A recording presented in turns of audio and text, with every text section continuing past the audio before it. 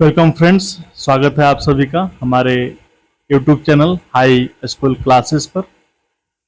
दोस्तों, आज के इस वीडियो में हम जानेंगे 43वीं बिहार पीसीएस प्रीलिम्स परीक्षा 1990 में जो आयोजित की गई थी उसके समान ज्ञान और समान विज्ञान के प्रश्न और उत्तर के बारे में, जो इस पीटी के तीसरे और आखिरी भाग की वीडियो है और इसमें जो आपको 50 क्वेश्चन मिलेंगे। आइए दोस्तों, तो समय को बर्बाद न करते हुए हम लोग चलते हैं वीडियो की तरफ और जानते हैं आज के इन 50 उत्तरों और प्रश्न को। आज की इस वीडियो का पहला जो प्रश्न है वो है दोस्तों, डॉक्टर राजेंद्र प्रसाद को 9 अगस्त 1942 में गिरफ्तार करके भेजा गया था किस जेल में? वो जो सही जवाब है दोस्तों वो है बांकीपुर जेल। और इसके जो व्याख्या है वो देख लेते हैं। वर्ष 1942 के भारत छोड़ो आंदोलन के दौरान 9 अगस्त 1942 को डॉक्टर राजेंद्र प्रसाद को गिरफ्तार करके बांकीपुर जेल में रखा गया था। डॉक्टर राजेंद्र प्रसाद संविधान सभा के अस्थायी अध्यक्ष थे। ये भारत के पहले राष्ट्रपति थे और डॉक्टर राजेंद्र प्रसाद को भारत के सर्वोच्च सम्मान भारत रत्न से सम्मानित किया गया था। आइए दोस्तों चलते हैं अगले प्रश्न की तरफ। अगला जो प्रश्न है दोस्तों वो है कुछ इस प्रकार। बिहार से होकर जाने वाली राष्ट्रीय राजमार्ग है, इसके जो ऑप्शन है वो है राष्ट्रीय राजमार्ग नंबर 3, राष्ट्रीय राजमार्ग नंबर 8, राष्ट्रीय राजमार्ग नंबर 22 और राष्ट्रीय राजमार्ग नंबर 23। इसका सही जवाब है राष्ट्रीय राजमार्ग नंबर 23। आइए इसके व्याख्या देख लेते हैं दोस्तों। प्रश्न काल में के समय राष्ट्रीय राजमार्ग संख्या 23 बिहार से अब झारखंड से होकर जाती थी। जो बिहार से जाती थी वो अब झारखंड में है क्योंकि स्टेट का बंटवारा हो गया तब से। राष्ट्रीय राजमार्ग 3 आगरा से मुंबई, राष्ट्रीय राजमार्ग 8 दिल्ली से मुंबई और राष्ट्रीय राजमार्ग 22 अम्बाला से खाव हिमाचल प्रदेश तक जाती है। आइए दोस्तों देखते हैं अगले प्रश्न के बारे में। अगला प्रश्न जो है, टाटा लौ इस्पात कारखाने में लौ अयस्क की पूर्ति होती है। इसके जो ऑप्शन है बेलाडीला से, क्योंझर से, मयूरभंज से और सिंहभूम से। और इसका सही जवाब है सिंहभूम से होता है। इसकी व्याख्या देख लेते हैं। टाटा लौ इस्पात केंद्र में लौ अयस्क की आपूर्ति सिंहभूम से होती है। यह वर्तमान में झारखंड राज्य में स्थित है। बेलाडीला की खान भी लोहे के लिए प्रसिद्ध है जो छत्तीसगढ़ में स्थित है, जबकि मयूरभंज उड़ीसा में स्थित लोहे की खान है और यहाँ में काफी मात्रा में लोहा निकाला जाता है। क्योंझर की खान उड़ीसा में स्थित लोहे की खान की महत्वपूर्ण है। अगला प्रश्न है दोस्तों, सबसे बड़ा नगर है बिहार का, जो सबसे बड़ा नगर है वो है सी पटना। इसके जो ऑप्शन है ए धनबाद, दूसरा है गया, पटना और रांची। इसमें सबसे बड़ा जो नगर है पटना है। व्याख्या देखते हैं इसके। बिहार की जनसंख्या में आधार पर पटना सबसे बड़ा नगर है। प्रश्न काल के समय जिसकी आबादी 16,84,222 है। आइए दोस्तों चलते हैं अगले प्रश्न की तरफ। अगला प्रश्न है, पूर्व में बंगाल का दुख कही जाने वाली बिहार से उद्गम होने वाली नदी है। इसके जो ऑप्शन है बराकर, दामोदर, मयूराक्षी और स्वर्णरेखा। और इसका सही जवाब है वो बी। दामोदर नदी का उद्गम झारखंड के छोटानागपुर पठार के टोरी नामक स्थान से है, जो बंगाल के बाढ़ विनाश के लिए जानी जाती है, इसलिए इसे बंगाल का शोक कहा जाता है। आइए दोस्तों चलते हैं अगले प्रश्न की तरफ। अगला जो प्रश्न है, 1991 की जनगणना के अनुसार जनसंख्या के आधार पर भारत में कौन सा राज्य दूसरे नंबर पर बड़ा राज्य माना जाता है। इसका जो ऑप्शन है सी है महाराष्ट्र है, उत्तर प्रदेश और बिहार। इसका जो ऑप्शन है वो सी सही है। अगला प्रश्न है दोस्तों, कोयले पर चलने वाले 3 थर्मल पावर स्टेशन जो बिहार में स्थित हैं इस प्रकार के हैं। इसके जो ऑप्शन है चंद्रपुर, पंचाट, बरौनी, बोकारो, पंचाट, चंद्रपुर, बरौनी, चंद्रपुर, संतालडी और डी है जो बोकारो, चंद्रपुर, संतालडी। आइए इसके व्याख्या देख लेते हैं पहले। प्रश्न अनुसार दिए गए एक भी विकल्प सही नहीं है, जबकि बिहार में thermal power station Barauni, Kahalgaon और मुजफ्फरपुर में स्थित हैं। तो व्याख्या से अनुसार से पता चल गया कि जो ऑप्शन दिया गया है दोस्तों, उनमें से कोई भी सही नहीं है। अगला प्रश्न देखते हैं। जातिवार पर आधारित आतंकवादी सेना की राजनीति निम्नलिखित राज्य में है। इसका ऑप्शन है बिहार, उत्तर प्रदेश, आंध्र प्रदेश, महाराष्ट्र। और सही जो जवाब है वो है ए, बिहार। व्याख्या देख लेते हैं दोस्तों। जातिवाद पर आधारित आतंकवादी सेना से प्रभावित राज्य बिहार है। इनमें से मुख्य जो नाम है वो है रणवीर सेना और MCC। अगला प्रश्न है दोस्तों, बिहार में इस्पात प्लांट का केंद्र कहां पर है? ऑप्शन है धनबाद, रांची, मिथिला, पटना। आइए दोस्तों व्याख्या देख लेते हैं। प्रश्न काल में रांची इस्पात केंद्र का प्लांट का केंद्र था, वर्तमान में यह झारखंड का भाग है। इसलिए प्रश्न जिस साल पूछा गया था उस साल इसका ऑप्शन जो दिया गया है उसमें सही उत्तर है रांची। अगला प्रश्न है दोस्तों, बिहार में पागलखाना कहां पर स्थित है? आइए दोस्तों इसकी व्याख्या देख लेते हैं। पहले इसके ऑप्शन देखते हैं, फिर व्याख्या देखेंगे। ऑप्शन है धनबाद, नालंदा, पटना, रांची। प्रश्न काल के समय रांची अब झारखंड में है, लेकिन मानसिक रोग अनुसंधान संस्थान स्थित है। रांची में Jharkhand state bacon factory, Jharkhand hill area lift irrigation corporation स्थित है। धनबाद राज्य का सर्वाधिक घनत्व वाला जिला है। नालंदा में विश्व प्रसिद्ध बौद्ध विश्वविद्यालय है। राज्य की सरकार ने यहाँ नव नालंदा बिहार नामक शोध संस्थान की स्थापना की। यहाँ एक पुरातत्व संग्रहालय भी है। पटना के प्राचीन नाम पाटलिपुत्र था, जो मगध की राजधानी है। यह नगर पुष्पपुरी या कुसुमपुरी कहलाता था। यहीं पर चंद्रगुप्त मौर्य ने मौर्य वंश की नींव डाली थी।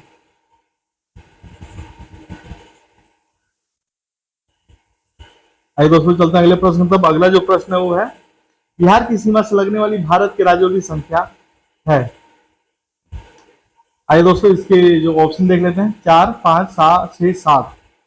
और इसकी व्याख्या देख लेते हैं दोस्तों। व्याख्या कुछ इस प्रकार है।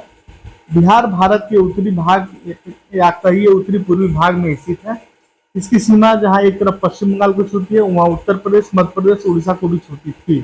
वर्तमान में झारखंड के अलग होने पर अब केवल 3 राज्य पश्चिम बंगाल, उत्तर प्रदेश और झारखंड भी बिहार की सीमा को स्पर्श करते हैं।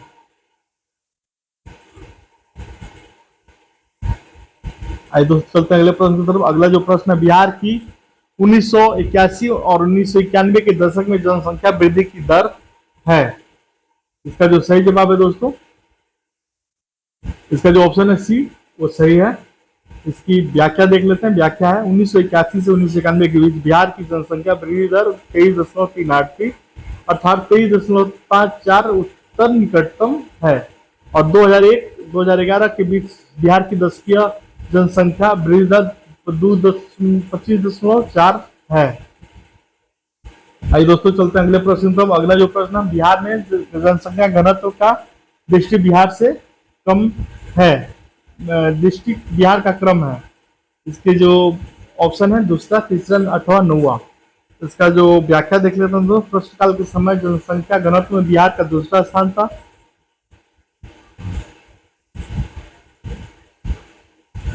2011 की नवीनतम जनगणना के आंकड़ों के अनुसार बिहार सर्वाधिक 1106 जनसंख्या वाला राज्य हो गया। अगला प्रश्न है दोस्तों, बिहार राज्य में गरीबी रेखा के नीचे लोगों की अधिकतम संख्या होने के कारण जो है क्या है? उनकी जो ऑप्शन है देख लेते हैं। भूमि सुधारों की असफलता, राजनीतिक इच्छा का अभाव, श्रमिक वर्ग की अधिक संख्या, और इनमें से सभी। और इनमें से सही सभी सही जवाब है दोस्तों।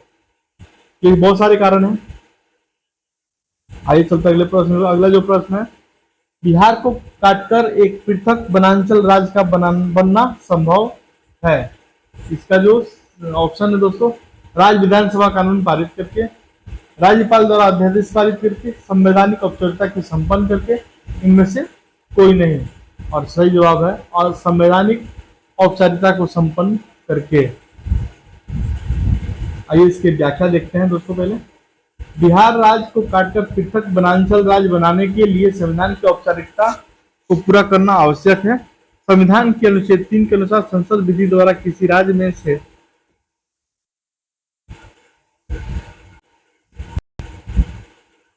उसका राज्य अलग करके अथवा दो या दो से अधिक राज्यों के भागों को मिलाकर अथवा किसी राज्य के क्षेत्र के किसी राज्य के भाग के साथ मिलाकर नए राज्य का निर्माण कर सकेगी।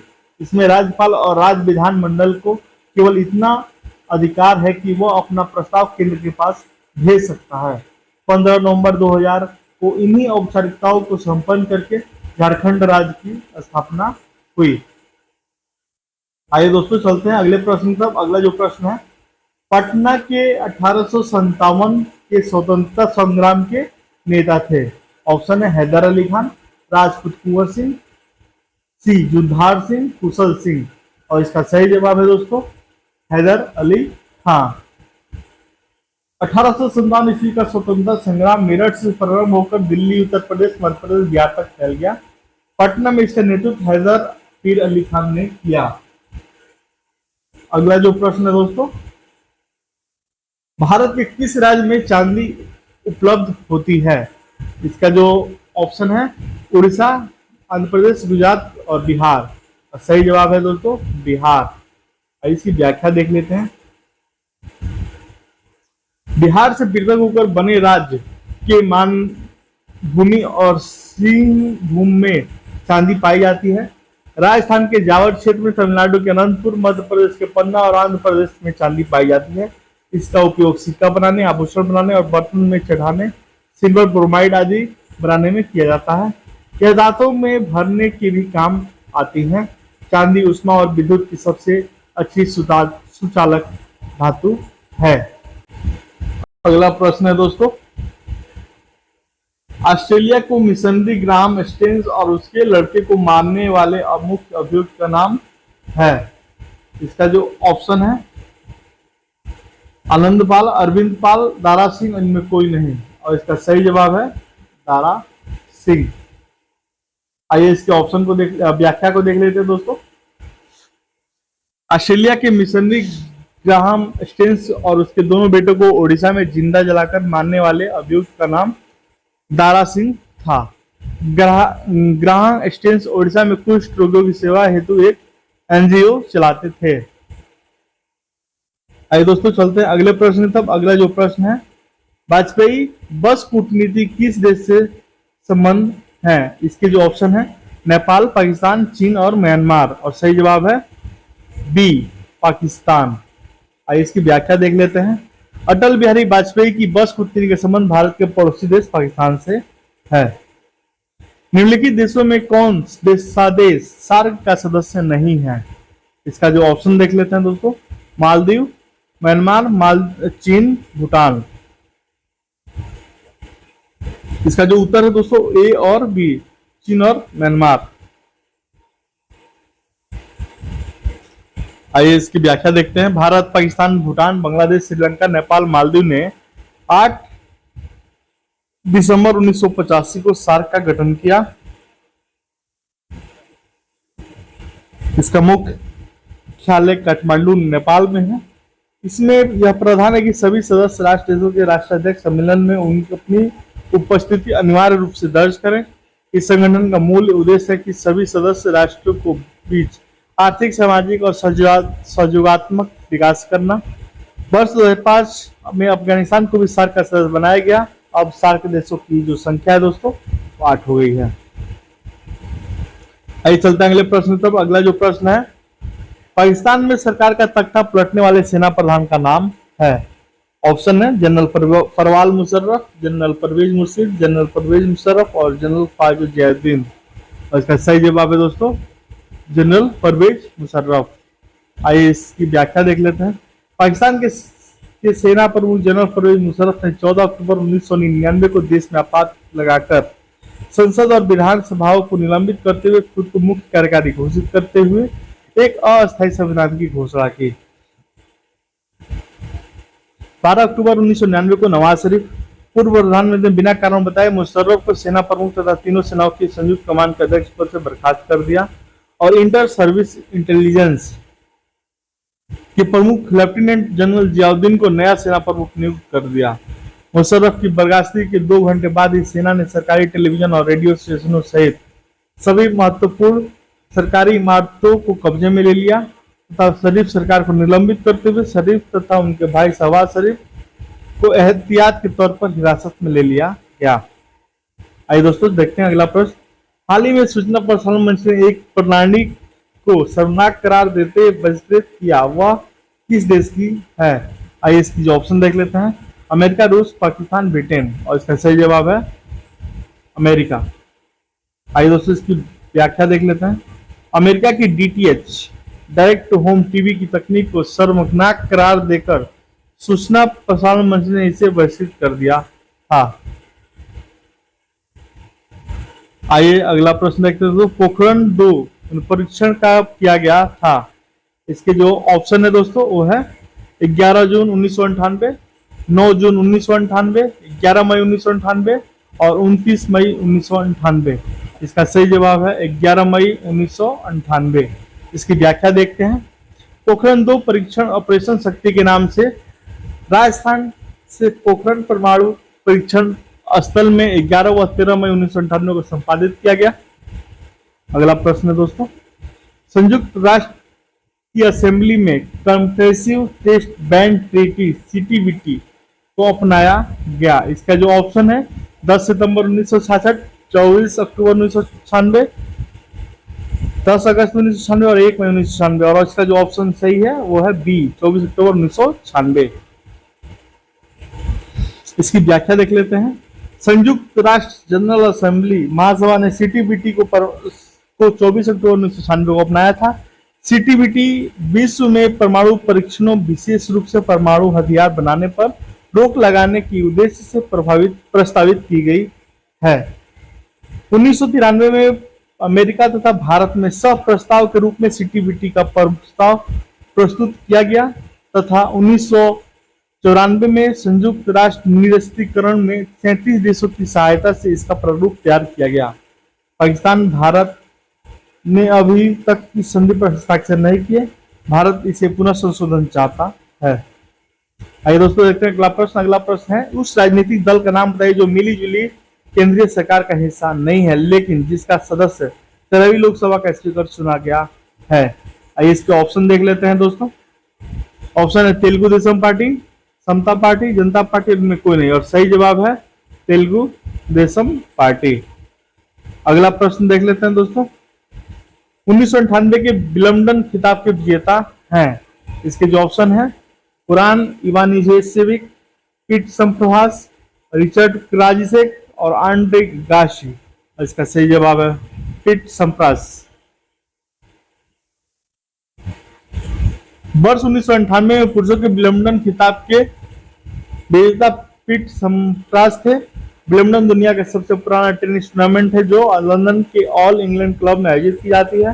एक घास पर खेला जाता है जिसके नाम लॉन टेनिस पड़ा। वर्ष 2018 में विलम्बडन एकल पुरुष विजेता सर्बिया के नोवाक जोकोविच थे।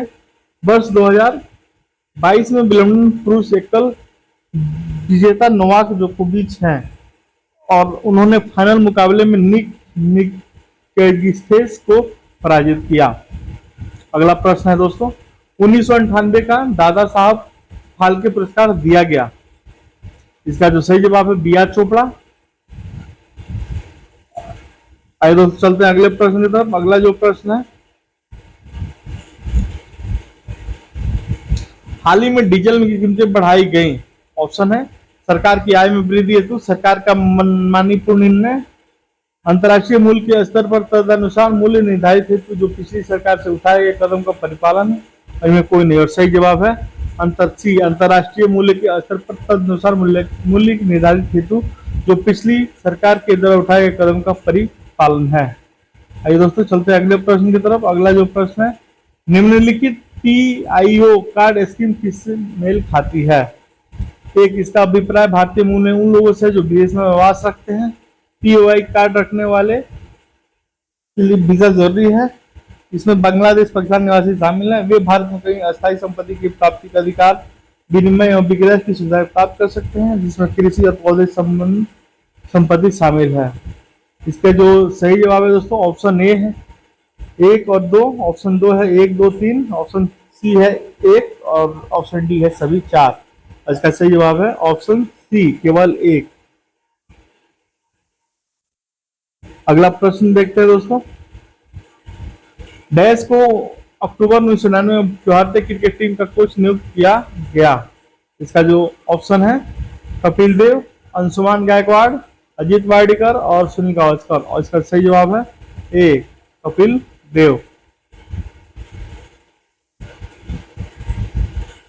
अगला प्रश्न है दोस्तों, भारतीय खेल दौड़ के किस खेल में पीटी उषा ने गोल्ड मेडल जीते? ऑप्शन है 400 और 200 मीटर की दौड़, 100 मीटर 200 मीटर की दौड़, 200 मीटर 1500 मीटर की दौड़ और 1500 मीटर 400 मीटर की दौड़।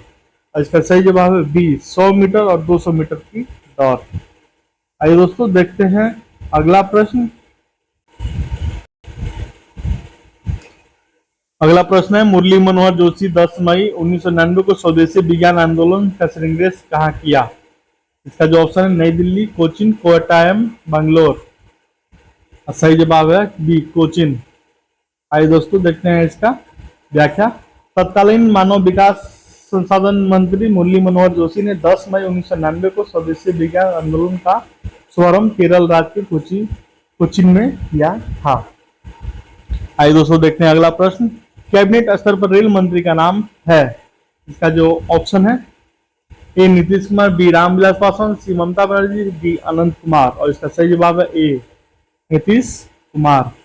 आइए ऑप्शन देखते हैं। प्रश्नकाल के समय रेल मंत्री नीतीश कुमार थे। वर्तमान में भारत के रेल मंत्री अश्विनी वैष्णव हैं, जिन्हें पीयूष गोयल का स्थान लिया है। अगला प्रश्न है दोस्तों, सही कथन चुनना है। सही कथन चुने। ऑप्शन है ए आर्यभट्टिया एक गणितीय ग्रंथ है, लीलावती नामक ग्रंथ ब्रह्माकृत ग्रंथ है, पंच सिद्धांतिका 7वीं सदी का ग्रंथ है और गणित सार संग्रह में शून्य को संख्या नहीं माना गया है। और इसका सही जवाब है दोस्तों ए आर्यभट्टिया एक गणितीय ग्रंथ है। आइए ऑप्शन देख लेते हैं इसका व्याख्या। व्याख्या कुछ इस प्रकार है। आर्यभट्टिया एक गणितीय पुस्तक है। इसकी रचना आर्यभट्ट ने की थी, जो गुप्त काल के विद्वानों में शामिल थे। आर्यभट्ट गणित और ज्योतिष के प्रकांड विद्वान थे। उस समय की यही एकमात्र पुस्तक है जिस पर उसके लेखक का नाम दिया गया था। ब्रह्मगुप्त ने ब्रह्मा सिद्धांत की रचना की। वे आर्यभट्ट के आलोचक थे। पंच सिद्धांतिका के महान रचना बराहमिहिर थे, जो गुप्तकालीन थे। गणित सार संग्रह को शून्य को नहीं माना गया। लीलावती की रचना भास्कराचार्य ने की थी। आइए दोस्तों देखते हैं अगला प्रश्न। अगला प्रश्न है, इन देशों में कौन सा देश संयुक्त राष्ट्र संघ का अस्थायी सदस्य नहीं है? इसका ऑप्शन है फ्रांस, चीन, जर्मनी और यूनाइटेड किंगडम। और इसका सही जवाब है बी जर्मनी।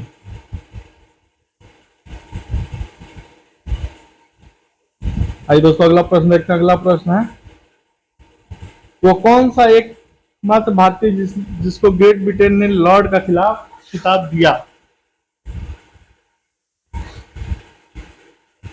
इसके जो ऑप्शन है दोस्तों स्वर्ण सिंह, स्वराजलाल, स्वराजपाल, धनराजपाल। और इसकी जो व्याख्या है कुछ इस प्रकार है। स्वराजपाल एकमात्र भारतीय है जिसको ग्रेट ब्रिटेन ने लॉर्ड का खिताब प्रदान किया। ये पंजाब के जालंधर प्रांत से संबंध रखते हैं। तो इनका सही जवाब है स्वराजपाल। इसी के साथ दोस्तों चलते हैं अगले प्रश्न पर। अगला प्रश्न है, गुट निरपेक्ष आंदोलन का नेता कौन था? ऑप्शन है चीन, भारत, पाकिस्तान, इंडोनेशिया। और इसका सही जवाब है बी भारत। इसकी व्याख्या देखते हैं दोस्तों। भारत के प्रधानमंत्री जवाहरलाल नेहरू की अध्यक्षता में मिस्र और यूगोस्लाविया के नेता कर्नल नासिर मार्शल टीटो के सहयोग से 1961 में इसकी स्थापना हुई। वर्तमान में गुट निरपेक्ष आंदोलन संयुक्त राष्ट्र के बाद विश्व की सबसे बड़ा राजनीतिक समन्वय परामर्श मंच है। आइए दोस्तों चलते हैं अगले प्रश्न की तरफ। विश्व में किस देश ने स्वयं को हिंदू राष्ट्र घोषित किया? और इसका जो सही जवाब है देख लेते हैं दोस्तों। ऑप्शन है ए भारत, बी नेपाल, सी श्रीलंका, डी भूटान। सही जवाब है बी नेपाल। आइए इसकी व्याख्या देखते हैं। नेपाल में स्वयं को हिंदू धर्मावलंबी राष्ट्र घोषित किया। 18 मई 2008 में नेपाल एक धर्मनिरपेक्ष राष्ट्र बन गया। भूटान और नेपाल दोनों स्थल अवरुद्ध देश है। इसकी सीमाएं चारों तरफ से भूखंड से घिरी हैं। आइए दोस्तों देखते हैं अगला प्रश्न। अगला प्रश्न है जयप्रकाश दिवस मनाया गया। इसका जो ऑप्शन है जनवरी 1946 में, फरवरी 1946 में, मार्च 1946 में और अप्रैल 1946 में। सही जवाब है अप्रैल 1946 में। आइए इसकी व्याख्या देख लेते हैं। जयप्रकाश दिवस अप्रैल 1946 को मनाया गया। लोगों द्वारा इन्हें लोक नायक की उपाधि भी दी गई। आइए दोस्तों अगले प्रश्न की तरफ चलते हैं।